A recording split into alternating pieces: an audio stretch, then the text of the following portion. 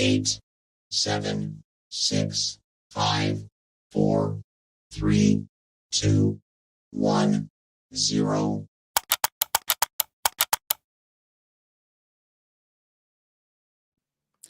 Hey, what's up, fam? Welcome back to this episode of 49 Faithfully. We're your hosts, Miriah and TL. Teran, what's up, my guy? How you doing? What up? Happy I'm doing Saturday. good. Yeah, happy Saturday. I'm doing good. How about you? I'm good, hanging in there. What's up, chat? Hope everybody is doing well. Let me see. I see some weird notification here. Hold on. What the hell is this? It's like saying shit's about to, like, some video about to loop. I'm like, I'm not Huh. playing no video. For real. All right. Um, Before we get into anything sports, as you can see on the screen, we have Vegas Strong, UNLV Strong. For those that heard or haven't heard, there was a shooting here in Vegas on Wednesday around noon at UNLV, which is, University of Las Vegas. We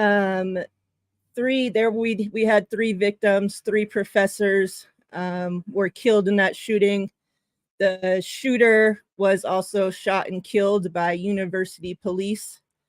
And there also is a 4th victim whose status has recently been downgraded to life-threatening. So, he's very barely on the verge of, hanging on there. So I just wanted to take a minute and, pay my respects to the families of the victims, to all the kids that were there, all the students, adults, kids, other, faculty members, everybody that was on the campus there or that was some way, affected by this incident. It's terrible that, our city already has to go through this when they're barely still healing from the October shooting, like Yes. that was like such a devastating thing in our city and took so many lives and affected so many people. And, it's like our city already now has to come together and heal again because some guy, like, he was turned down for a job there and Yeah. decided that instead of dealing with that, he would go and shoot other, we didn't know who he shot at the time. For so long we didn't know if it was students, if it was teachers, if it was who.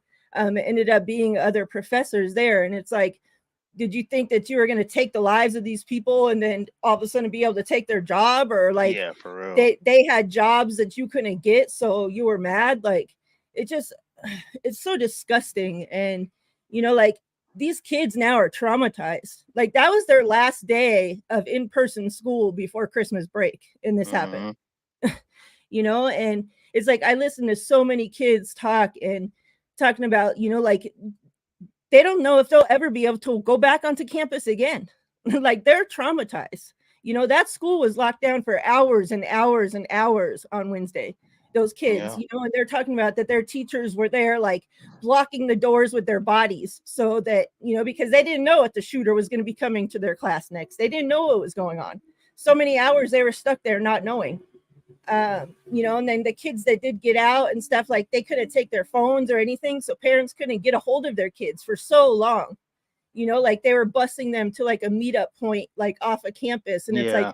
you were just stuck for like 6 hours not knowing if your kid was alive or not. Like, my kid goes to college in this city. Like, my Hmm. heart was so broken for these parents. Like, I couldn't freaking imagine having to deal with that.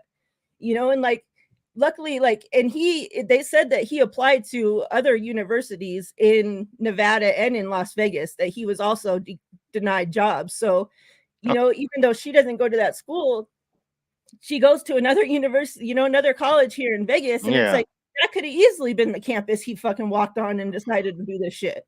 you know Yeah. it's sick. It's fucking disgusting that this is a place that your kids are supposed to be safe going to get their education, and it's fucking disgusting that you can't even have your peace of mind with sending your kid off to school these days. Like, it's Hmm. fucking disgusting. um so, like, I my heart goes out to them and to the Yeah. families, and it's like, one of the, like, we lost 3 professors, hopefully 4, praying that doesn't happen, but people that were making this city, better. Like, they spent their lives to make this city better, and you went and took their fucking lives and took them out of our city. Hmm. It's fucking disgusting. Yeah. Yeah, you definitely hate to see it. You sit there and I mean, come on, bro. Like you sitting here and shooting up a school because you didn't get a job. Well, now you're not applying nowhere. You know what I'm saying? Like now Hmm. you're done. So yeah, I mean, I think you pretty much said it all. I know it's a very sensitive and emotional subject, but it's just it's one of these things where it's like I know a lot of people take prayer for granted because a lot of people, I've heard people, oh, it hasn't worked in my life, blah blah blah, this and that. Well, and and it's what it is. That's fair. I mean, if that's how you Hmm. feel. But I pray for my kids every single morning when they wake up. Pray that that they're safe, and because my kids still go to public school as well, and you just never know when it's gonna happen. Um, I just I hope they, and it's tough. Like you don't want to treat schools like prisons where it's like Hmm. when you walk on campus, you have metal detectors and stuff like that. And like you said, like it's shameful because you send your kids off to school and you're just hoping like all you and like the worst you want to think about is, man, I hope that they have a teacher that's worth something that's going to teach them the right stuff and they're whatever the case may be. But the fact that you got to sit there and think like, man, like especially I feel like it's usually the older. Well, I guess I can't say that either. I don't say most times it's the older schools, but no, there's been some elementary schools and stuff too. Hmm. So yeah, you just don't know. But I don't know, and I don't even know what measures we can take, to do that. And it's Yeah. funny. I was telling my lady, like, I know there's like a lot of places where they have firefighters sit on campus just in case. Like when I Hmm. when I was stationed in San Diego, we had a firefighting building that was there where like firefighters would stay there 24/7, and even though we didn't have a fire, it was for emergency purposes. And Yeah. it's like, well, where are they going to get the money from to put like police officers or SWAT teams? Because SWAT teams are very effective. Like they're quick. There's they're snipers and stuff. They can take care of a situation quick. And it's like, well, where are we going to get the money to do that? Well, I'll tell you what, and I'll leave it alone. I'll leave it here. If you can send billions to Ukraine, you can pay for more law enforcement in schools. So that's all I got to say about that. I'll say this like I say all the time: take care of home first. Yeah. So that's why I say. And that hats off to the university police because, like we've seen, you talk about these other schools that have gone through this, and we've seen other ones where the police, they didn't have school police because it was just an elementary school. But the police were too much of cowards to go in Mhm. and, make contact with the shooter and left that shooter taking innocent children's lives inside that school because the people that are supposed to be there to protect us, to serve and protect, were too fucking coward to go in Exactly my and make point. Yep. contact. Mhm. So hats off to these university police because Mhm. within seconds of the first call of shots being fired went off, they were there making contact with him and shot and killed him. So Yeah. thank God for them because had it not been for them, we don't know, like 3 is Yeah. already 3 too many. Oh, But, most had definitely. he just been there on a freaking rampage, how many people would he have taken, So Mhm. hats off to them because, it's people like them that, you know, that really saved a lot of people there. Yeah. Um, so yeah, let's get into obviously some other things. I just want to obviously with me having a platform and being in Vegas, being born and raised in Vegas my entire life. It's just something I needed to, talk about and, just send some love to the families affected. Chat, what's up, chat? I see you all. Ryan, appreciate you. Don, I see you. Um, I hope your daughter feels better soon. I know she's not feeling well. So, all good healing vibes being sent your way. Bebop Aroni, what's up, Bebop? Jess, what's up, Jess? Hope you're doing well. Alberto, I see you, Alberto. What's up? Steve-O. Yeah, we also had two real quick. That same day, they were supposed to have this service for these two officers that were killed on the freeway. Two officers they were on the freeway, and they had stopped to attend to a car that was pulled over, and a guy was in there sleeping. And while they were out of the car attending to them, a drunk driver came by and hit them and killed them. So that day of the shooting, they were supposed to have, a service and this thing, like memorial service. memorial service and a celebration of life for them. And all that had to be canceled because of the shooting. So, like the city couldn't even pay its respects to these two officers that were killed because of that as well. Just freaking sick. Yeah. Let me see. Hey, Chrissy, good to see you. Hope you're doing well. All right. So I hope everybody is great. Happy Saturday. It's a little different. We haven't had a Saturday show in a while. Yeah, it's been a minute. TL said, you want to do a show on Saturday? I'm like, okay, let's have some Saturday shenanigans. So, we'll talk about some football. I have some, we'll talk. Obviously, it's been so long since the Eagles game. But, how can you not talk about it? Because it was such a wonderful, joyous occasion. And then we have some stuff. I have some other things to get into, and then we'll talk about the game tomorrow. We'll do some giveaways, and we'll send you guys on your way. So we appreciate you guys hanging with us for a little bit on your Saturdays. We'll try to get the mood up. Sorry for the somber moments, but you know how I do. Yeah. We have to talk about everything, and I'm glad that you and I both were on the same page, and I know it's not a 49ers hat, but on the same page and wore our hats forward. I wouldn't want to think people that we weren't a late. You know what I mean? Like I want to go ahead and I can't perform to the best of my ability with my hat backward. You know what I'm talking about? So, and shout out to Grant because he asked Brock Purdy about that in the presser this week. He asked him, so do you feel like you're, something I don't remember exactly. So I'm just remembering, what I can remember, but it was something like, so do you think that you're the best person to lead the 49ers organization when you wear your hat backwards? And Brock Purdy just started cracking up. And he's like, well, I just do the best that I can. Yeah. And they had asked him, had he heard about it? And he said that, he knew, obviously what Grant was talking about. So, and then it's funny before you start, CMC shows up to his presser with his hat backwards too. Yeah. And before we start talking about, the game and stuff like that, that's one of the most foolish takes I've ever heard in my life. Like dictating, and sitting there nitpicking and being like, oh, he'd be a better leader, he'd be a great leader if he would just wore his hat the correct way. Like, where's the rule book on where you wear a ball cap?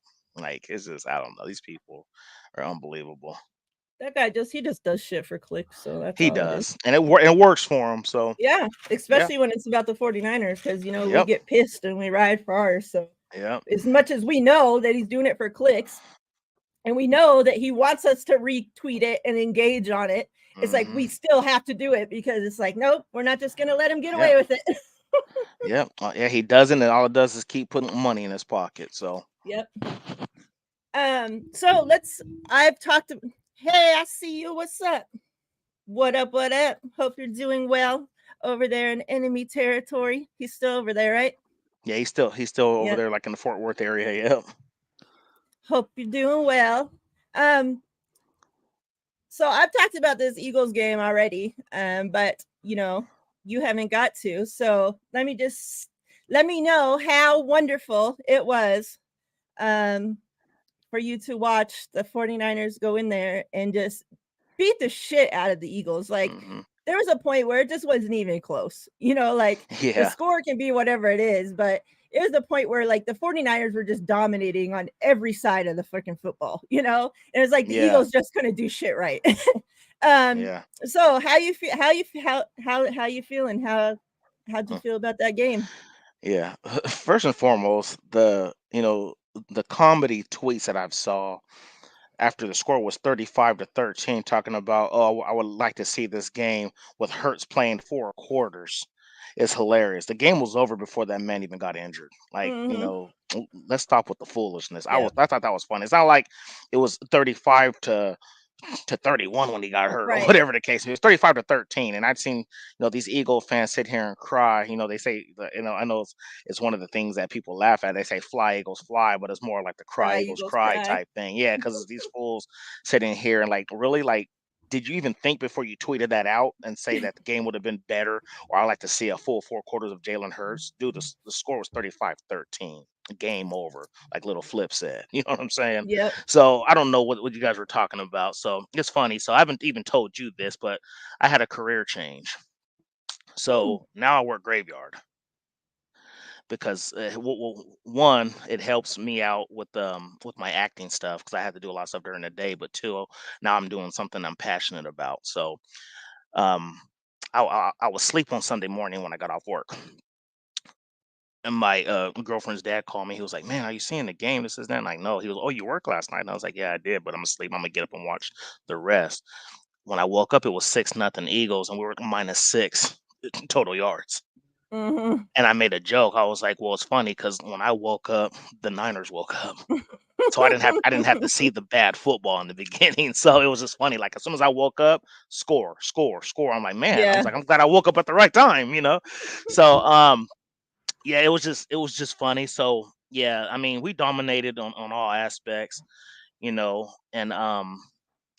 it's funny because you remember week one when the Steelers, what was that fool's name? That corner, was it Patrick Peterson, when he was like, "Oh, I got the blueprint on Mhm. Brock Purdy and this and Yeah. that." And I don't know if you saw my tweet the other day, but I was like, as long as the 49ers have an above average to elite quarterback, you will never be able to figure out our quarterback because we still have Kyle Shanahan.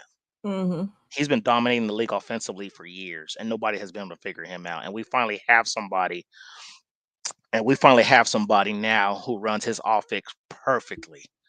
You know what I'm saying? We've said this before, Mariah. It's like, you don't have to be an elite quarterback in the league as far as top five. As long as you're elite for what the coach wants, that's Mhm. all you ask for. We always said Matt Ryan was never talked about the best quarterback in the NFL, but he won an Right. MVP. You know what I'm saying? He Mhm. won an MVP, and that could be the case for Purdy, where it's like, man, we're in such a great window where now it looks like all things. Like my brother said, all things are starting to align. We're back to health.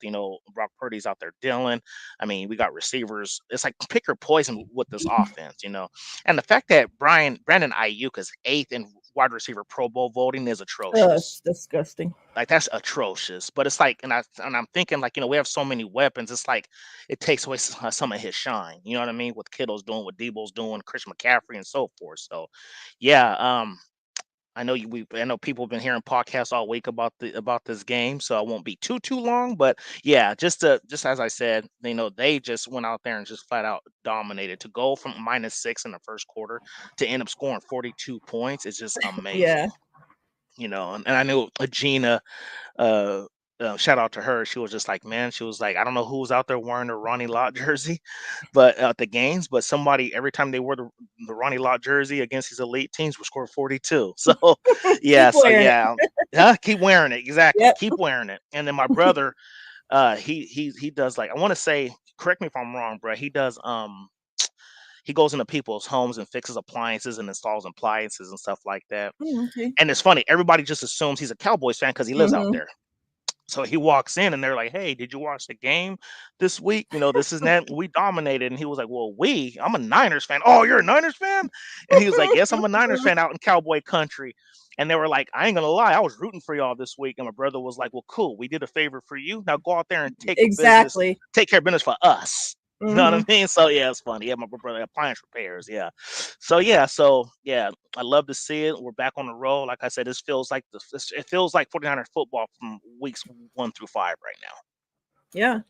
And I know you said, "Oh, I'll keep it short because people have been listening to this all week," but Uh-huh. like, and Steve-O brought it up, like he smiled for like 5 days straight after, and it's like people like they want to be talking about this game, like it's like as much as we got to move on and we got to go to the next game, like we aren't the ones playing, like the players need to flush it and go on to the next game, whatever. Like we're fans, like we're allowed to celebrate. We're allowed to enjoy this fucking win. Like this, yeah, it's like just a regular season win, but like we know the kind of emotion and everything that was tied to this game from a fucking year now, like we've had to fucking suffer and listen to these fans and know like that we know that we could have fucking won that game, but we didn't have a fucking quarterback. And it sucks because it's like, yeah, you don't want to make excuses, but it's like, that's the damn truth. Like, if we had a quarterback with a freaking right arm, like you guys wouldn't have fucking stood a chance. And we showed you that. Like, what all the shit that you guys talked for the last year, these Eagles fans. Exactly. And they've been the nastiest ones out of any fan base that I've come in contact with. Yeah. And I hate to say that because I tell you guys this all the time. My family's from Philly. They're Eagles fans. And it's disgusting that, their fan base is freaking such pieces of shit, but they are. But it's like, like, all the emotions the fans had, and it's like the players were on the same shit. For the players to all show up wearing black, and not even had it planned, they didn't even freaking plan it out. And our stars showed up to the Eagles Stadium to their fucking home game wearing black for their fucking funeral. Like that's some high level shit right there. And for Debo to have black Air Forces on, in freaking pregame, like you knew all the shit that Debo had talked through the off season, even up into this game. And then for him to show up as one of the ones wearing all black, for him to do the Air Force shit, like you knew, like as soon as I saw that, I knew Debo was fucking bringing it. I'm like, there's no way in hell that Debo did all this shit and then he's going to like go into this game and fucking lay an egg. No way. And hats off to him because holy shit, for him to score 3 freaking touchdowns and like that was my birthday. So like we were out and I'm like having to watch the game on my phone and we're at the restaurant, eating. And I'm like screaming because like Debo, you just knew as soon as he would break one tackle, you knew like he was going all the fucking way, and it's just like you can't help but like, I'm like, Debo, like, oh shit, like I'm like, no, fuck you guys.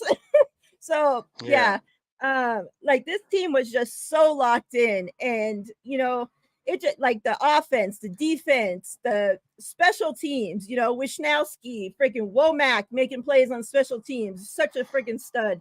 Kinlaw getting 2 sacks, like he hadn't got a sack since like I think it was 2020. They said that's like wild. something, like crazy. So, and one of those sacks was huge. That one where, and obviously, Hurts fell down, but it's like he fell down because Kinlaw was right on his ass and Hurts was having to backpedal and slipped and fell, and had Kinlaw not been there, that motherfucker would have been up making a play in no freaking time, so the fact that Kinlaw was there and be able to make that sack right there, that was on 3rd down. Like that, like I felt like after that moment, like the air was just let out of them.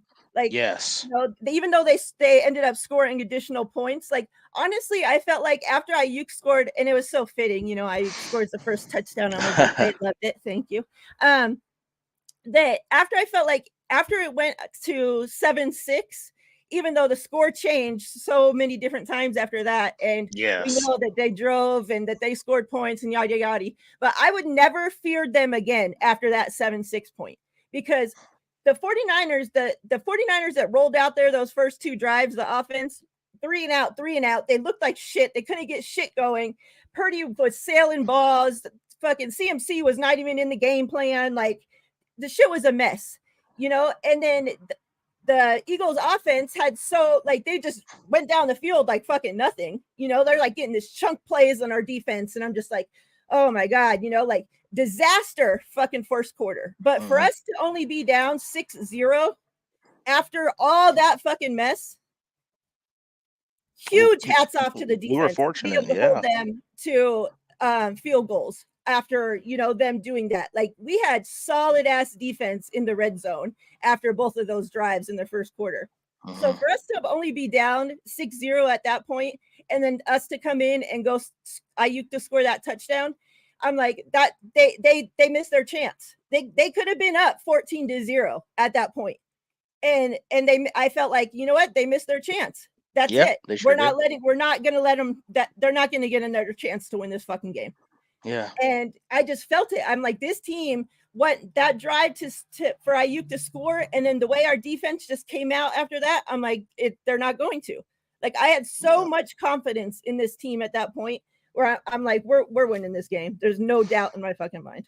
Yeah, and it's funny too because even the halftime announcers, I think it was Jimmy Johnson or somebody, he was just like the difference in this game, it being 14-6 at halftime was, the Niners were fortunate to walk out of there with touchdowns, and the Eagles got field goals. It was like it would have probably been a different situation as far, if both would have scored on their touchdowns, you know what I mean? And after we scored that first touchdown, what are we going, like, 6 straight in a row that we scored Mm-hmm. before we had to punt? Like, we were just dealing out there. And like you said, people can say what they want. It was that game was personal. That game was personal. They went out there and like, oh, I'm not going to forget what happened to my quarterback during this game. Mm-hmm. And it felt like, like, and we said it too, like after that game, like it felt like the team as a whole just went lifeless. Like we're the ones getting punched in the mouth. They're running all over us. Like we just couldn't stop them. I'm just like, man, like something, but so this was personal. And yeah, and I've always, to me growing up, seeing different eras of football, I've always had like the Cowboys, the Packers, and then most currently the Seahawks as a team that I've hated the most. Mm-hmm. Well, now the Packers are starting to be like dismissed because like they now it's starting to be the Eagles that are in my top three. Like the Eagles are definitely starting to be a team where like I can't stand the team and the fans because they're just so classless. The thing with the Mm-hmm. Fred Warner's wife and Yeah. people don't understand like this is the first NFL stadium to have a holding cell because fans act a straight fool. You know what I mean? Mm-hmm. So yeah, the fact that they have that, it should tell you something. You know what I mean? Yeah. So yeah, we were just like I said, we're dealing like I mean, it just seems like both sides of the ball are locked in. We talked about how the bye week came at the right time, Mm-hmm. how getting Chase Young. I mean, just things. I'm not saying Chase Young's a small change, but just small changes here and there. Even as far as bringing Steve Wilkes down from the booth to the field, like that stuff right there, like it meant something. That was holding weight. So now you're seeing just a different team. Like I said, we feel locked in. It just seems like it's one of those. It's one of those. It feels like how we started the season. When we Yeah. went in there and dominated the Pittsburgh Steelers. And oh, Mm-hmm. quick story. I'm gonna tell everybody real quick before we move on. Remember, I was telling you last week that like I was in this pool that you pay $20 in the beginning of the season, Yeah. and then you pick a different team every week. You can't pick the same team twice. So I was in it up to week 13. Like I had picked correctly for 13 weeks, and there was two of us left, me and one other guy, and the pot was $1,220. Right. So I was like, hey, bro, let's just split. He's like, nah. It's like let's split 600 and then we play for the rest of the 620. I'm like, okay, that's fair. We can do that. I picked the Steelers. We lost, so I thought I was done, right? Because they played they played Arizona Cardinals and lost. Mm-hmm. He picked the same exact team, so we both lost. So we ended up splitting the money anyway. I'm like, me and him must be on the same page with picking these teams. So yeah, we both end up splitting That's $610 a good. piece anyway. So yeah, I'm like, hey, it is what it is. And it was funny Mm-hmm. because I was this close to picking the San Diego Chargers, but they've been all over the place too. But I was like, I'd rather take Chargers. I'd rather pick Pittsburgh at home versus Arizona versus Chargers on the road against the Patriots. So, Yeah. but hey, if I would have picked them, I would have won. But hey, I can't be mad. I turned $20 into 610. So, Yep. Not bad at all. yep. What's up, Denise? I see you this time next week. Me and Denise will be together. So me, Denise, Denise. also Miss Deb. Oh, that's right. We're She's going too, huh? That's we're right. gonna be tearing it up, us ladies. My wife, Arizona better watch out. I see you as well, John V. What's up, my guy? Hope you're doing well. So we're gonna do the giveaways again where we split them up. Let's do 2 right now, and then we'll do 3 to end the show. We have a couple Debo, we have a Kittle, CMC, and also Jake Moody, who has been money moody as of late as well. Shout out to him. So go ahead and start entering your numbers 1 through 100. You know the deal. And then we'll pick both winners out of this set of numbers. So get those numbers in. Good luck, everybody. I give you guys a few minutes. While they do that, we found out today or yesterday, I forget, but obviously, and I want to get your thoughts on this whole situation as well. And that's the Greenlaw and Philly's security dumb guy. Oh yeah. We obviously know that, Greenlaw and him as well were thrown out of the game, which I think was so stupid because like him the security guy getting thrown out of the game, that doesn't hurt Philly. Like he ain't even supposed to be part of the game. He's not even supposed to be right there, like that was so stupid. But we found out that his punishment is this week only. He can do everything in his job, everything that he normally does, they said, except for be on the sideline when they play Dallas this week. So one game he's not allowed to be on the sideline for. That's his. And it's not even a home. And it's not even a home game. No, that's his punishment for involving himself into the game, and ultimately getting Greenlaw kicked out of the game. Like such bullshit. What's your whole thoughts with how that whole situation went down? Yeah, like I've never seen. I can't remember ever seeing something like that before. Yeah, not like that. Somebody like that, like security, like. Yeah. Well, first and foremost, if you're head of security, why you're not like up in a booth somewhere with cameras watching your security guards? That's my whole thought process. You're on the side protecting the guy, his team from the fans. So he's supposed to be between the fans and the team, not between the team and the freaking sidelines. Yeah, and if you see, I'm saying, if you see how he was playing, I mean, how he was on the sidelines, he was focusing on the game. He wasn't even watching what was going on. He was on the sidelines with his hands on his knees, like looking at the game, like he was like he paid for a ticket or something. Yeah. Or so the fact that he did that is crazy. Like, do your job, man. We already talked about the fans in Philly and how they're a mess, but you're sitting here focusing on his game, and then for you to reach out and touch a player, like he should at least be suspended a couple games without pay. Like you're head of security, you're supposed to be able to keep your composure and stuff like that. You know what I'm saying? So the fact that he did that was out of line. I'm saying what Drake Greenlaw did was right as well, but at the same time, like, come on, bro. Like, you both have to remain professional in that aspect.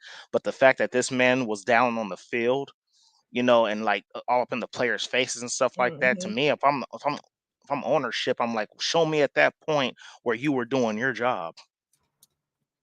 Yeah. You know what I mean? So yeah, that's really weird. That's crazy to me. But like I said, now that he can't be on the sidelines for the next game, well, first of all, it's in Dallas, so you're not even. So they're not. So is he really being punished? Is he really being punished? No, exactly. And he's still getting paid. So yes, that's wild to me. And what's crazy is that even when Kyle talked about it the next day during his conference call, he was just like, oh, I know everybody loves Dom and he's so well loved and blah, blah, blah. And it's like, I watched the game back last night. And as I'm watching it, before that incident even takes place, the announcer guys, what's his face, that old tight end and whoever was Greg announcing. Olsen. Yeah, like they're shit anyways. But they were talking about that Dom guy before that incident even happened. So before like anything was even should have been brought up about him. During like the first quarter, they were talking about how Dom gave them a food recommendation and that they went and ate at the place, blah, blah, blah. So they're talking about this during the first quarter before. So it's like, this Dom guy, what? He's just like we don't even know the name of the head of security for the 49ers. I know. And nor is during the game are the broadcasters sitting there saying his name like it's their friend, their homie for everybody to know. Like, that's something that's a name that shouldn't even be out there or known like that. Yeah, that's yet weird. Everybody knows who this Dom guy is. Yeah. So what is his real role? Like, I don't get it. I want my security guard, head of security guard, to be incognito. Exactly. I need you. Yeah. Like, it's really weird. It is. So last call, get your numbers in. We're going to draw from these ones. I thought this was fitting. Touchdown Masters, Devo. And then we'll also draw from this one, Jake Moody, Money Moody. Oh. Okay. To close the show, these are the giveaways, just so you guys know. We're doing a George Kittle swagger. And then also a Debo Epic Performers, because that's fitting as well. Yeah. Since he was such a fucking stud. And CMC, because, he's always a stud. Yeah. I don't want to hear it, Alberto. I don't want to hear about this 10 years, $700 million contract. Sick to my stomach. I mean, how many superstars do you need? You know what I mean? As we can get. As many as they'll pay. And still can't get a consistent ring. But go on. That's okay. Either can use though. Yeah, because we don't spend money like that. At least our team tries. You guys are just they bummed. try. I know. Look, what'd you say? We talking about my Giants. They still gonna lose. Alberto said they still gonna lose. All right, everybody got your numbers in? Let's draw. Let me find. Here we are. I got all these. You said we're doing one now and then doing the three at the end? We're doing two now and then the three at the end. Three at the end. Okay. But we're drawing both from these set of numbers. Okay, perfect. So we'll draw Moody first. 86. Dawn with 85. All right. That was quick. Yep. And so let's do congrats, Dawn. Let me bag this up real quick since it was so fast. Debo is going to be 72. All right. So it might be a little bit more of a challenge, but let's see what we got.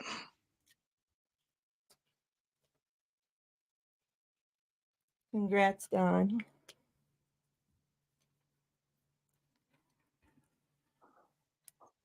And tell me about it, Tom Lee. It's sickening. The Giants are rich and don't do a thing. Yep. Let me see. Yeah, like if you had the money, they should be fucking spending it. I mean, we tried before the show. It's like you have these bum teams where they just continue to be bums because their owners are so stingy. That's like Don won both the cards. Oh, congrats, Don. Yeah. I mean, we tried with that Carlos Correa guy last year, but it didn't go through because he had that health issue. But at least we tried last year. This year, I don't know what we're doing. Don gets both. We'll end the show with a new set of numbers and with 3 giveaways. All right, so let me share this. I wanted to talk about this. Show this. Hold on. Oh, well, hold on. Somebody said John V had 78. Let me take a look. Oh, yeah, he was late though. He did it after we started drawing. Yep. Yeah, he was late. Oh yeah, you're right, bro. We tried Aaron Judge too, but that didn't work. All right, let's share this. Let's see. So just a couple things that I found interesting that I wanted to share with y'all. Talk about for a minute. The first one are these. Let me see. Let me do one at a time so we can actually see it.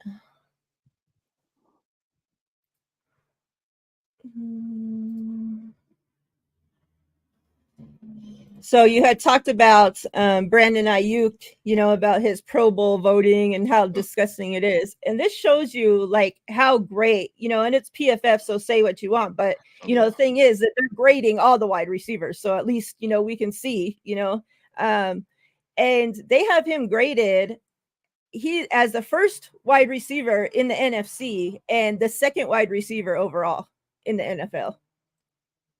And I was looking at this and you see Brandon Ayuk has, 91.5, CD 90.7, AJ Brown 90.7. And then it's quite a drop off, from those 3 top guys. So Brandon Ayuk could pretty well, if he keeps on it. And this is the thing is like those guys, the CD and AJ Brown, they're both number 1 options in their offense. Mm-hmm. They're the go-to guy. And, I was seeing this thing the other day that shows that our guys, they each played, there's each, how was it? I think it was Debo, Kittle, and Ayuk all had 4 games where like they were the guy of that game. You know, so like that shows you how much, you know, the ball's getting spread around, and Ayuk still like killing it. Yep. Like that guy doesn't get near as much credit as he deserves. Let me see where this other one is. My damn pictures go. Let me see. Yeah, I broke it. But there's these other, let me see, these other PFF things that I wanted to show as well. Okay. I know you've been saying for weeks, like it's gonna be sickening. You know, I don't want to bring up any any stuff in the future, but I will. But it's like one of those things where you've said it and that you hit the nail on the head, and that made me think. Like Kyle has finally had the receiver that he drafted, like he groomed to be the receiver he wants him to be, and if he ends up leaving, I'm gonna be sick. Yeah. It's gonna be sick, Yeah. and everybody I keep saying on the timeline. A couple people in the chat kept saying here, like, yeah, there's been word out there that Houston Texans are looking for the receiver. They got the money, they got the draft pick. So even if we franchise tag him, they can still be like, okay, I'm still gonna take him. I'm gonna give you 2 first because I don't care because now I have my franchise quarterback. Just need to bring some pieces around him. So yeah, if he leaves, I'm gonna be Right. sick. Yes, yeah, Alberto said the same thing. Imagine BA with CJ Stroud as a number Ugh. one. You know what I mean? Mhm. Man. Let's see. This will work. Let's do both at a time. Well, Tommy, I don't know if it's changed. I want to say if you sign somebody that was franchise tagged, you had to give up 2 first, I believe. So on this one, like this just shows you how overall, like we haven't seen a 49ers team like this. Like this is literally, if they're going to win the fucking Super Bowl, this is the year. Like this is the best Has to be. this 49ers team has looked. And look at this, like they're leading, they're the number 1 first graded in for defense, for receiving grade, and for pass rush grade. Like, so, like they're like killing everything.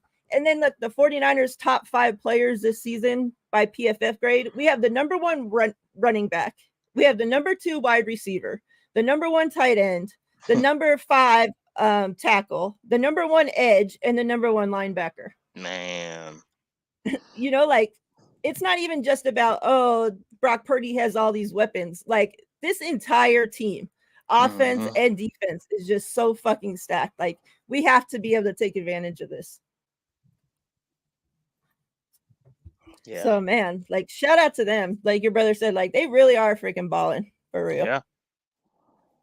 And like for the players, all the defensive players, they keep talking about it in their pressers about how this is the best offense, that they've been a part of.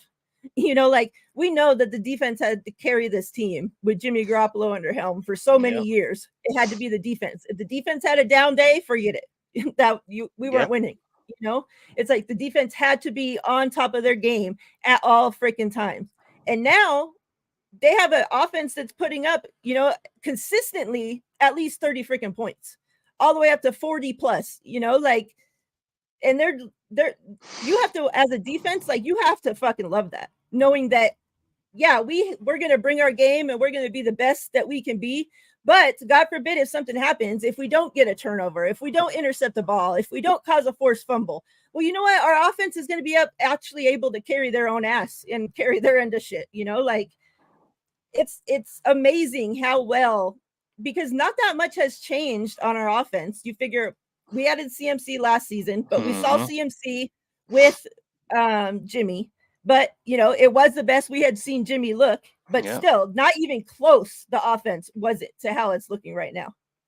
We know that Ayuk had been begging for the friggin' ball to be, to get deep ball pause, and Debo was having to kill himself and put the offense on his back to make shit happen, like every single game. And now, and the defense on top of it was then having to kill themselves to do their, to do 3 parts of the freaking game, because we know special teams sucked as well. Now it's like special teams is looking great. Offense is freaking on point. Like Purdy just plugging him into this offense, like, holy shit. Like, it's amazing, like, and I keep talking about this, like, yeah, he doesn't have the biggest arm. He's not the tallest. He's not the strongest. He's not, all these things that people kept thinking was supposed to be the stuff that you looked for in a quarterback, right? The biggest arm. But He's none of that. But what is he? One of the smartest, one of the most experienced, one of the best processing, like all these other things that it's like, okay, well, maybe, those other things aren't as important as we once thought they were, because goddamn, Brock Purdy with Kyle Shanahan, the two of them together. And I said this before the season, like you could tell already, like, before the season and like through game 1, 2, already the trust factor that Kyle had with Brock. And I told you guys, if once we hadn't seen Kyle on the 49ers with a quarterback that he actually trusted. And now you see that. And look how much it's opened up the playbook. How, we're seeing shit going for, third down, going for all this shit. I mean, fourth down, like shit he wouldn't do before because he was scared. Jimmy ain't gonna fucking do it. Yep. Like you couldn't count on Jimmy to fucking do anything. And it's like now you have a quarterback that is not going to turn the ball over. He's not out there putting the ball in harm's way. He's making the right fucking plays. Like Shanahan trusts Brock and Brock trusts Shanahan. Yeah. And it's a beautiful thing to see. And it's like, and if you're not on board, if you don't think so, then you're either blind or you're just a fucking hater at this point, because this kid has done like absolutely everything that he could possibly do, except win a Super Bowl, but he hasn't got the opportunity to do that yet. So up until this point, he's done everything that he could do to show you guys that he is the fucking real deal. And Shanahan was right. Yeah. Yeah, like I said, he's and two, you said too about, a great processor. He throws with great anticipation too. Like, like that one throw he threw on the sidelines to Christian McCaffrey was sweet. Like he threw it before Christian McCaffrey hit his break around that linebacker, and he threw it perfectly. And I mean, yeah, it was a nice throw. But yeah, it's just it's one of those things where, once you find your guy, you just you sit there and you run with it, and everybody, I think most people were worried more about the arm strength, but especially after the surgery, but Yeah. he's shown that, and throwing the deep ball is not all of your offense. It's maybe 10-15% or whatever the case may be, but I think Kyle puts us in the positions where, we don't need that deep ball. You know what I mean? Where it's like, oh, we're playing from behind. I need an 80-yard strike, to score within a minute and a half. Like we've been so fortunate this year. I mean, there's been a couple games, but we've been so fortunate this year that that we're up so big, and we're just like, okay, cool. Like, and we can just do the offense exactly how Kyle wants it. You know what I'm saying? So yeah, it's been ran perfectly. So yeah. And like I agree with Steve as well. Said he has sweet feet, great vision, and like you had said about the surgery, like he came back from surgery better than any of us ever thought, and faster than any of us ever thought. Like and I think that obviously that was the biggest question that most of us had was like, how is he going to come back from the surgery? Is his arm, like, it was such an unknown thing, people are, oh, well, his arm wasn't strong to begin with. So after the surgery, how's his arm going to be? Which I understand. It's right to question that because it's such an unknown thing. But man, like he's proved that he fucking kicked that surgery's ass. Yeah. Everybody kept saying, oh, he'll probably start off on short-term IR, miss the first 4 games, and that wasn't the case. Yeah. All right. So some 49ers news today. Also, well, actually, before we just get into the 49ers news today, I do want to talk about specifically TDP, Ty Davis Price. Before that, Alberto, I see you that you're leaving. He put in his number 62, so I started. When we get the numbers going, then perfect. And I wrote it down as well. Right. So Ty Davis Price, another third round running back, got released from the 49ers this week in shocking news. Like, I don't think anybody was expecting that, right? Like the news just came across, oh, the 49ers cut, release whatever, Ty Davis Price. I'm like, what the fuck? Like, yeah. Okay, we knew like that Mason had passed him, but like this is kind of weird. So he clears waivers. He comes back to the 49ers practice squad. Okay, so news comes out today that the 49ers, the 49ers placed Ray on IR. So there's that. He's out for at least 4 games, which either Yeah. puts him coming back the last game of the season against the Rams or in the playoffs, which it was very shocking to me because he tried to come back this week in practice on Yeah. Wednesday. He was a partial, practice, and Shanahan said that, he kind of aggravated something during the practice that, it didn't feel good, like he was, in pain, whatever. But he didn't make it seem like he was going to get put on a IR. Like, I never even thought that was a friggin' thing, like that was even going to be a thing that happened. Yeah. But so with Ray going to IR, they signed Chris Conley, wide receiver Chris Conley, to the 53. Okay. So I guess he's taking, that wide receiver spot. Also with that, they elevated running back Jeremy McNichols from the practice squad for Sunday's game. Now, remember I had just said that Ty Davis-Price was cut from the active roster, ended up back on the practice squad, who he's now on the practice squad with running back Jeremy McNichols. Well, Jeremy McNichols, according to Matt Barrows, McNichols beat out fellow practice squatter Ty Davis-Price for the role. It will be McNichols' first regular season game since week 17 of the 2021 season when he was with the Titans.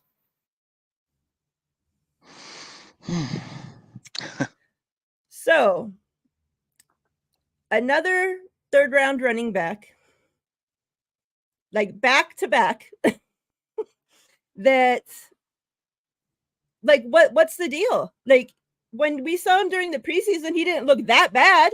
Like, that bad that he's getting cut and having other people beat him out that haven't even been on the team and, like, all this other shit. Like, I am so confused, like, at the whole Ty Davis-Price situation. Like, this is either he's in some crazy doghouse or he just forgot how to fucking play running back. Like, Yeah. I don't know what it could possibly be because that's fucking crazy. Like, that's crazy. So your whole thoughts on the Ray thing. We saw this last game, obviously, against the Eagles. Ray was out.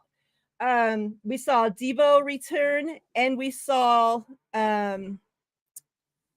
what's his nuts 10 Bell return. Ronnie Bell. Ronnie Bell, we saw him muff the fucking ball, muff the punt. Do it the So punt, yeah. luckily went out of bounds, and we got saved there. But I know everybody that went through like crazy emotion seeing a number 10 muff the punt. Kyle And Williams. it's just like, oh my God. So do we keep Debo back there to fill in? Like, who's going to be having these return duties? Because now you're risking, right? Debo's returning, risking injury with that. Normally you don't want your top wide receiver returning. Mm-hmm. What do you think about all of that injury bullshit? Oh, well, wait, real quick. On the injury news as well. Let's throw this injury news in there with too. Eric Armstead and Burford are both out. According to Matt Burrows, Kinlaw and Feliciano will be getting the start in their places. So we know Armstead had a foot injury going into the Eagles game. He came out of the Eagles game with a knee injury and the foot injury. So when Kyle talked about it this week, he said that he could miss a game or two. They then asked Kyle, so does that mean it's not that serious? Like, he's not going to be out, the rest of the season, that kind of serious. And Kyle says, we don't really know at this point what it is. Oh. So he said, it's not an ACL, it's not an MCL, but it's something in his knee. So, yeah. Your whole thoughts on that, on Kinlaw getting the start? Do you feel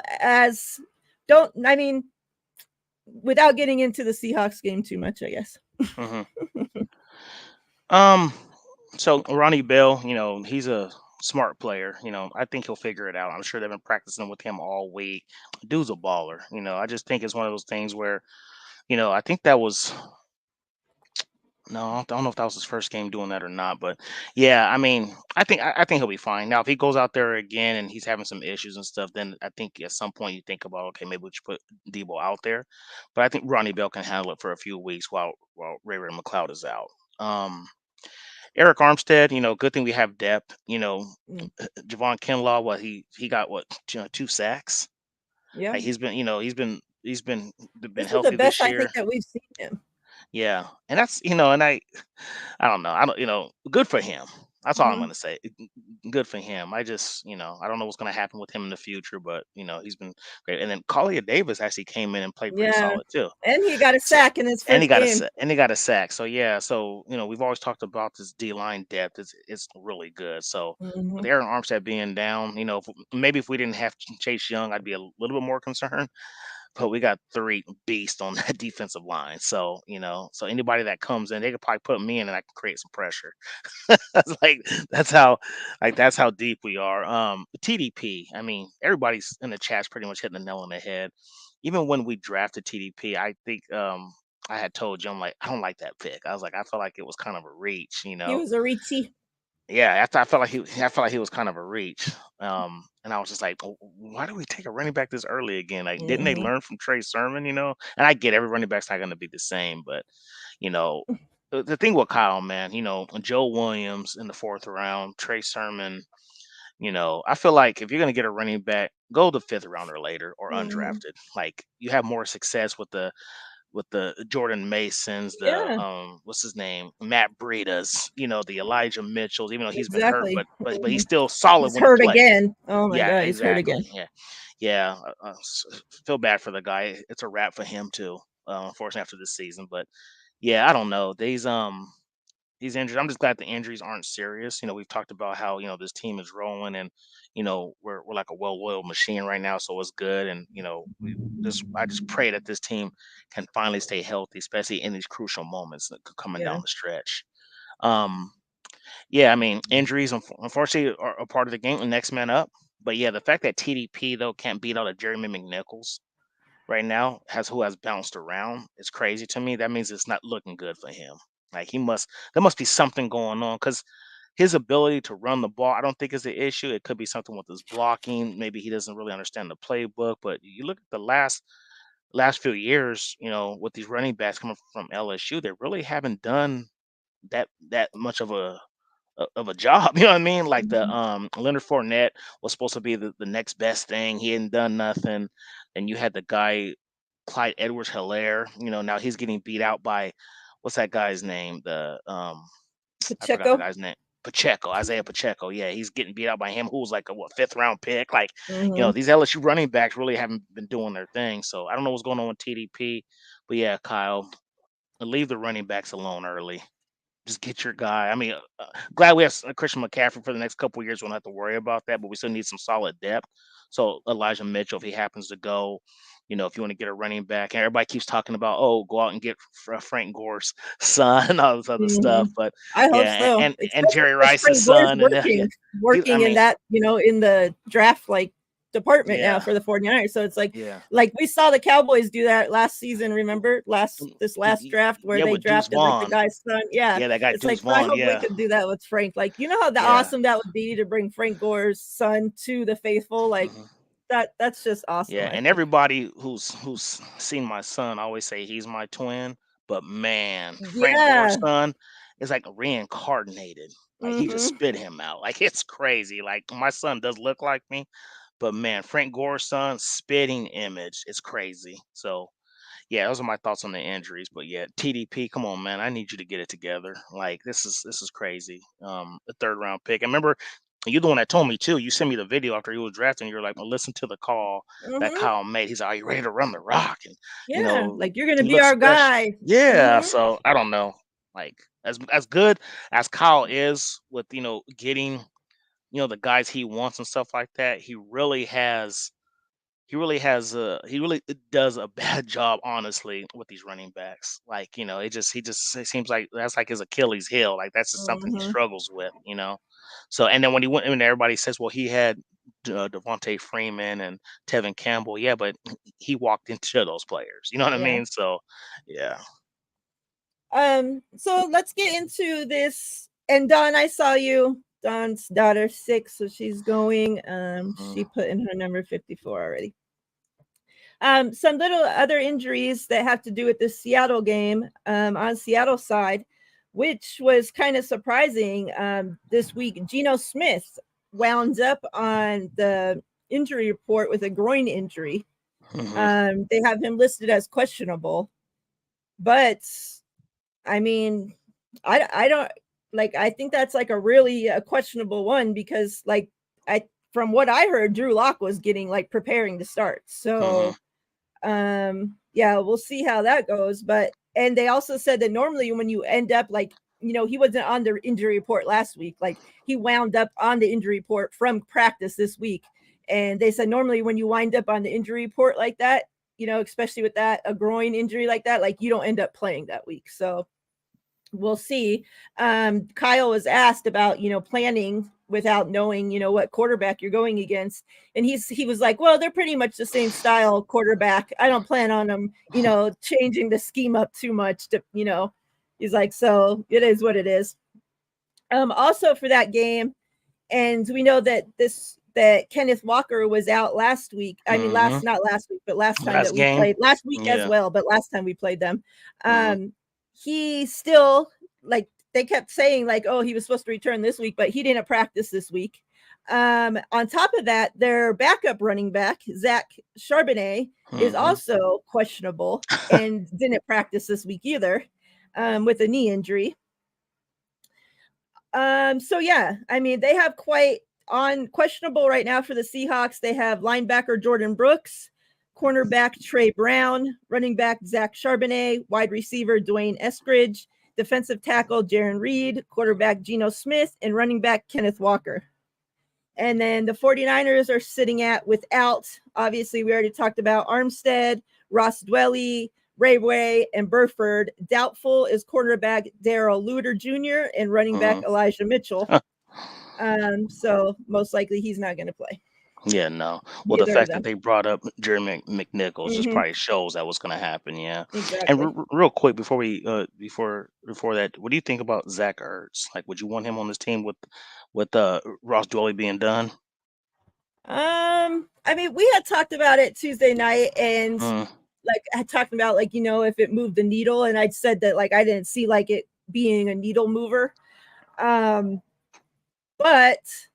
like if they're able to get him, especially with Dwelly being out now, if they're able to get him like on a vet minimum just for this, Super Bowl push, the rest of the season, yeah. Like I'm for it, but I just don't think like he's not a needle mover. Like he's been so hurt so much lately in especially these last 2 years that he was with Arizona. Like he can't stay healthy. He's old. So it's like if you're just signing him for this rest of the year and it's not costing us anything, then okay. I thought it was interesting that the news came out this week that, that he was on the 49ers radar. So, that's something to keep in mind because, it's probably between us, the Eagles, and the Ravens, most likely, I would think. Probably, yeah. Or maybe Dallas or somebody. I'm okay with it for the reasons that you mentioned.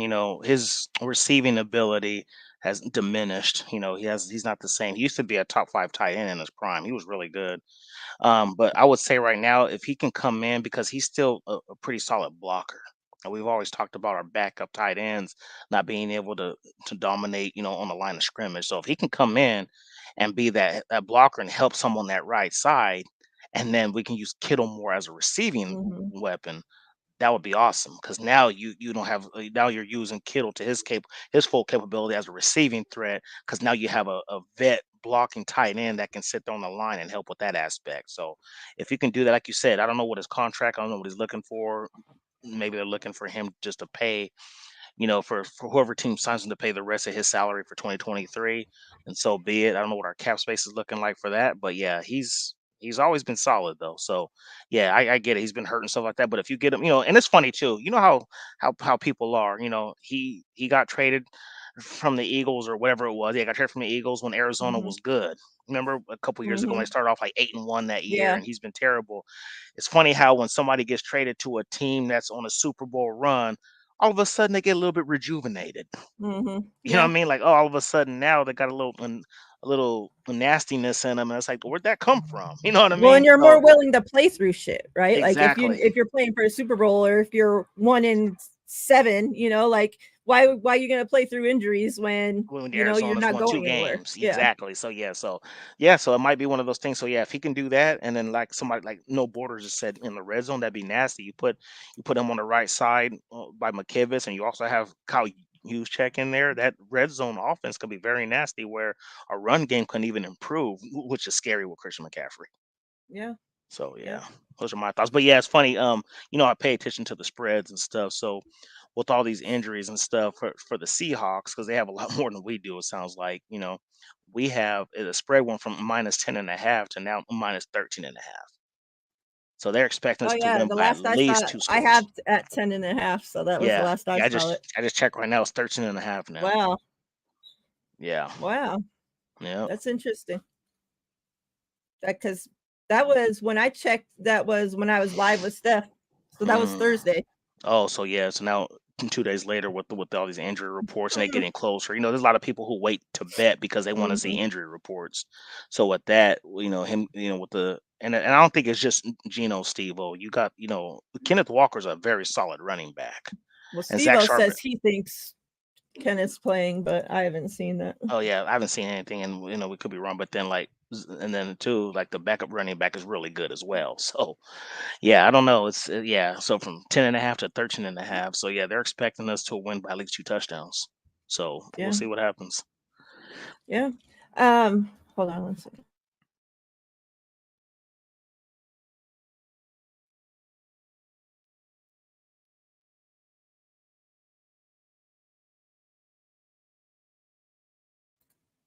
Okay. So yeah, we obviously know that we know the Seahawks well.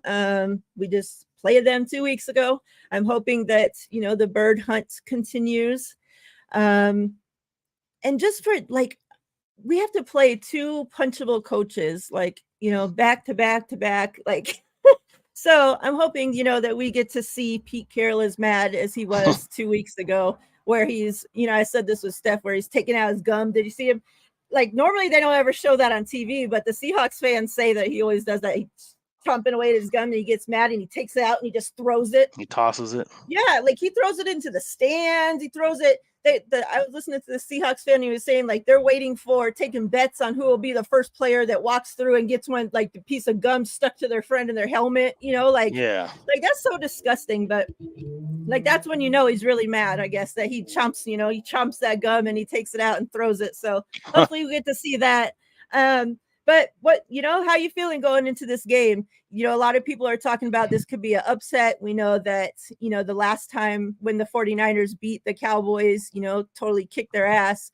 Yeah. They didn't show up the next week.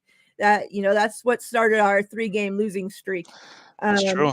they're talking about, this could be a trap game. Obviously, there's a lot on the line for Seattle. Like they have to win, like pretty much Yeah. win out for them to make the playoffs. So they need to win this game. They've lost, so many division games already. And they lost like So three in like, a row already, haven't yeah, they? so they need to win this. So, we're going to be getting the best, everything that they got.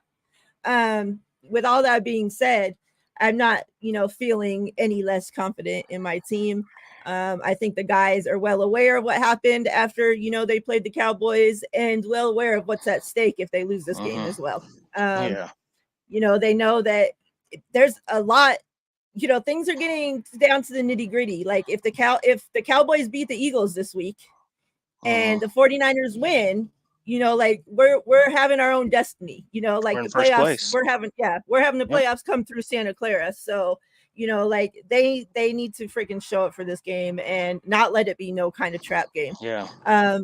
So with all that being said, how you feeling going into this game? Yeah, and that's good. As I mentioned, you said that too. Like even though what puts us in the position if we win and Cowboys win, because it does two things. Our three out of our three losses, two were to the AFC, and if the Eagles lose, it'll be two losses to the NFC. Mm-hmm. So that right there puts us ahead for the head-to-head, and also puts us ahead for conference wins and losses.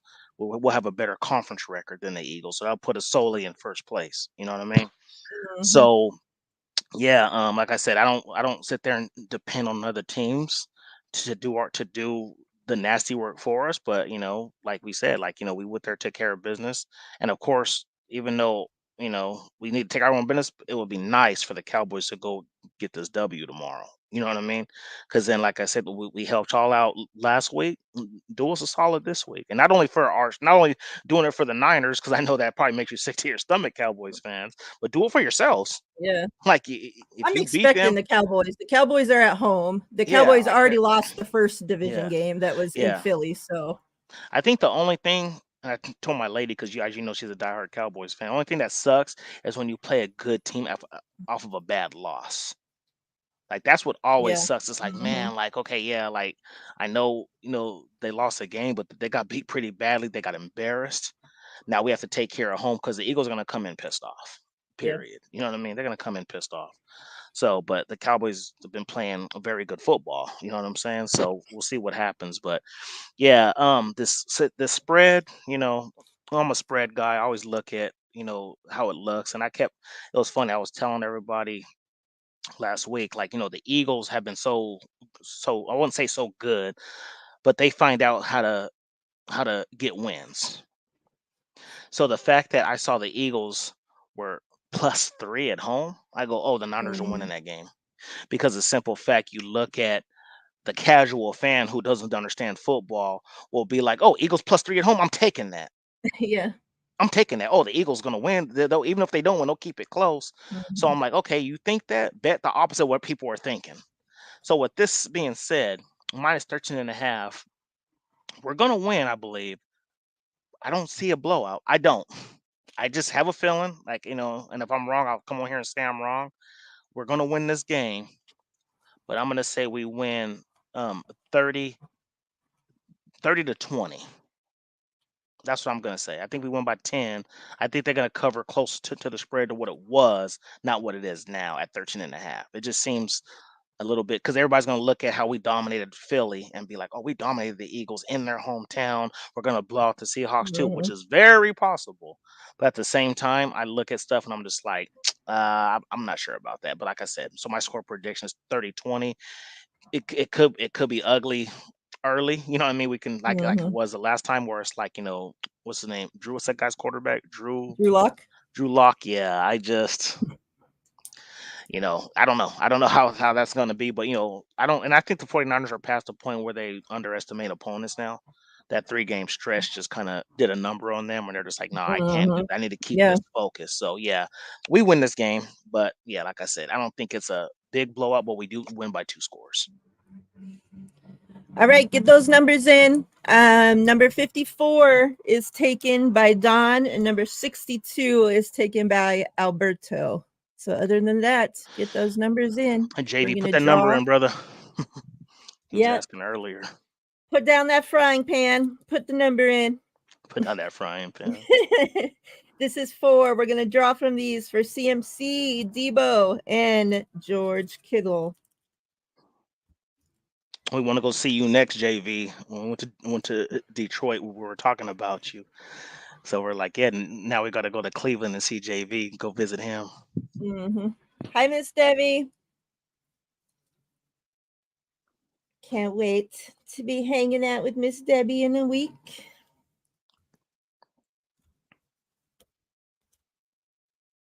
Let me see. We will JV's laughing draw. about the frying pan comment. So what do you think? If Drew Lock plays Mhm. over under that the 49ers defense gets 2.5 turnovers. Let's say under. I think we get 2, but I don't think we get 3. Because Lock, he's a turnover machine. He And we know he definitely hasn't is. played in a long, long time. So, not consistently. Like he'll play here and there, but and I don't know the last time he played if he played a defense like this. Yeah. I ain't remember the last time he So played and who was against. yeah, me either. But from everything I've seen, he likes to turn the ball over. He's gonna be able to get rattled easy. JV said, "I'm afraid of all backup quarterbacks," and that's funny you say that because Yeah. that's a fair statement because you look at what 2 years ago we lost to Colt McCoy, and then we this year Steal. this year we lose to PJ Walker. So I feel you on that, man. It's not really a far-fetched statement. So I agree. Steve was crazy saying that JV's He's on the last show. co-host looks like Dom. Head of security. Yeah. That's funny. But yeah, I'm expecting a good ass whoop in this game. My score prediction, I do think it's going to be a blowout because Seahawks they suck. So I'm not giving them any credit because they don't deserve any credit. I have been going with the same prediction. If you have seen my shows this week, 35-10. So yeah. That was with Gino playing. That might, that changes probably if Locke plays. I probably might have 35-3, but yeah, I would love that even more. Shit. Yeah, for sure. Last call. Make sure you have those numbers in. Yeah, chat. Let us know what your guys' score predictions too. Your brothers is 35-17. We got 45-14. Woo! I would love that. That's another nice. 40 piece. Yep. That'd be great. Steve-O said 24-22. That's terrible. Very close. Let's see if we get some more coming in. While you guys get those score predictions in, we're going to draw the winners. So good luck, everybody. We appreciate you all hanging out with us on your Saturday afternoon. Hopefully, next time we see you all, we have ate another bird for dinner. All right, so the order we're going to draw Kittle, then CMC, then close with Debo. So the first number for Kittle is 68. Okay. I'm going to draw them all right now. CMC is 63. Dang. Debo 92.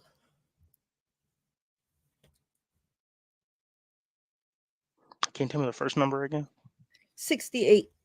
Okay. That looks like the winner for that one is going to be. And remember, Alberto has 62. Yeah, that's going to be Miss Deb with 69. Okay. Congrats, Miss Debbie. Kittle swagger. Kittle does have some swagger. And the second number was 63? Yep. Okay, that's definitely Alberto with 62. All right. So, let's see. This is Miss Debbie. And then Alberto gets BMC. And then Debo's 92. And that looks like Tommy. Yes, sir. That hit on Swift was amazing by Diameter Lenore. Somebody said Travis Kelce's not the only one that's smashing the Swift. Yeah, I saw that. That was funny. And then Bebop is the winner for the last card with 88. All right, so this is Alberto. Bebop-a-roni gets Debo, epic performer. Ate some eagle. The fact that Debo was already waving goodbye to the Eagles fans after his second touchdown and then continued to score another touchdown after that shows you what time Debo was on. Yeah. And, it's almost like the Eagles fans listened because they left, Yeah. they really did leave. Oh, man. Debo, man, when he gets in the zone, he's one of the most unstoppable guys in the NFL, man. It's just crazy. Yeah. Hopefully we see that Debo the rest of this. Exactly. If we can continue to see that Debo, that kind of black Air Force One energy Debo. It's going to be over. Yeah, we're winning the Super Bowl. Like, Yeah, just because he's say just goodbye yeah. now. It's like he got a fire lit under him, and he's just been on a tear. I see you. What's up to you? Hope you're doing well, sis. Good to see you. I know you're always busy working. She got to work. She's a hard working woman. Got to pay them bills. That's right. But, I know you just got here, but we're on our way out. Unfortunately, we've already been here almost an hour and a half. But yeah, closing thoughts, TL. Nothing much. I mean, it's awesome when you don't have that much to say when your team is just doing so well. Like, I just wanna hope for good health. We continue to stay healthy. There's gonna be some injuries here and there, but hopefully they stay like nagging injuries where it's like, oh, he's gonna miss this one game or he's questionable. You hate to hear, oh, out for the season. That Ray injury, we'll see how that impacts us because special team is an underrated, element of the game that not a lot of people talk about until it's bad. You don't ever hear the good about it. Like, for instance, with Jake Moody when he was terrible, and I wouldn't even say he was terrible. He missed a couple kicks, and everybody was like, like the world was on fire. But since he's been good since October 23rd, nobody's talking about how good he's been over, here and there. So yeah, special teams is something that, like, like I said, when it's good, nobody talks about it. When it's bad, everybody talks about it. So yeah, I just hope that Ronnie Bell, it was just a mistake, and he cleans that up. And I'm sure special teams coach was working with him and Wish, on catching punts and stuff like that. And people don't realize how hard that job is. As a kickoff returner, it's a little bit easier. You have everybody's in front of you. You know the ball's going to get to you. You know how much time you have. But as a punt, you're literally having to keep looking at the ball and upfield at the same time. Like, your neck is constant. Your eyes and your neck are constantly moving. Like, okay, how much time do I have? And it's instant stuff. So it's hard to, people want to talk about that job like it's so easy. It's not. That's a hard job. Because, like I said, it's instincts. Okay, they're 15 yards away from me. The ball's probably going to get here in a couple seconds. Where are my blockers? It's tough, So yeah, I think as long as we clean that up and don't have to worry about, because I don't want the situation where, like, we punt, we're like, oh, is Ronnie Bell gonna drop the ball? Is he gonna muff it? Like, that's one thing I don't want to worry about. But yeah, like I said, him being a Wolverine, I saw him play. He's a smart guy. He learns from his mistakes really quick. So hopefully, that's clean up. Everything else, I'm not worried about. Like, our defense is playing lights out. Offense is a well-oiled machine, with everybody for the most part healthy. So yeah, I like it. I mean, and then Chris Conley, that's one of the receivers that, he did pretty well in camp and preseason and stuff like that. So I think he can come in and make an impact. Like, I mean, I'm not saying he's on 100 yards, but maybe two or three catches or so for maybe 20 yards or something. You know what I mean? So Mm-hmm. yeah. But like my brother said, got to keep your head on the swivel as a punt returner. Yep. Yeah. And that was his first game too, having to Yeah. have that responsibility. The Yeah. lights are the brightest. You're playing against, a team like this, with the loud ass people there. And it's Stadium, like all exactly. this shit going into it, So it's like I'm not ready to just write him off. Like, I was Nah. excited to see him get that opportunity, and I hope that they don't just give up on him already. Now, Yeah. if he goes into this game and like it's something we keep seeing, okay, Then then it's a yeah, problem. yeah. Yeah. Then you'll see But Debo back there for sure. mhm. But one mistake, I'm not ready. Especially that No. it didn't cost us. Thank goodness it rolled out of bounds and okay. The other team didn't get it. Now, like I said, happens differently moving forward. Okay, then it's something to look into. Hmm. But yeah, with that being said, I will be back Tuesday with the guys, Ryan and Bashar. I think we're on Bashar's channel this week. So Tuesday at 6 Pacific time. And then I'll see when me and TL come back, and then me and Steph Thursday at 3 Pacific time. And then Friday morning I leave for Arizona. So that's what it's looking like. Hmm. You guys Um, driving? yep, Oh, okay. yeah, we'll drive because it only takes a few hours. It's So only like four. It's a 4-hour drive. Yeah. yeah, When you guys are out there, make sure after the game, before the game, wherever the case. Are you gonna be out there for a couple of days or just kind of like yeah, spend like we're coming back. one night? We're going Friday and coming back Monday. Okay. Make sure you guys go to Tempe, or you can stay downtown Phoenix and hit this place called Taco Boys. You won't be disappointed. Taco Boys. Taco Boys. Yep. I'll check it out. Yeah. My friend But Ernie yeah, took me there. Man, it's so good. If you're going to be in the game at the game in Arizona, make sure, you know, if you want to meet up, say hi, you know, come find me. Me and my wife are both going to be wearing these masks. That's awesome. She's gonna be wearing this one, and then I got a red, and it's red and yellow, but you know, a red and yellow half one that I'll be wearing. So you'll be able to find us. You know, if you see us on TV, lighten up. You know, at least you'll know it's us. But yeah, if you're going to, I know that you know a few of us ladies are going to be there in Arizona together. So yeah, if you see us or you know want to say hey, come through and say hey. Other than that, I appreciate everybody for being here today. I hope everybody continues to have a wonderful and safe weekend. Whatever you do tomorrow, if you're going to the game in, you know, at the home game against these Seahawks fans, please stay safe. You know, don't let them get you out of character and cause any trouble for the future. Okay. So, yeah, everybody be wonderful, be great, be your awesome selves. And I will see you guys back here next week after another win. And we'll continue to keep dominating. All right. There you go. We love you, faithful. We're out of here.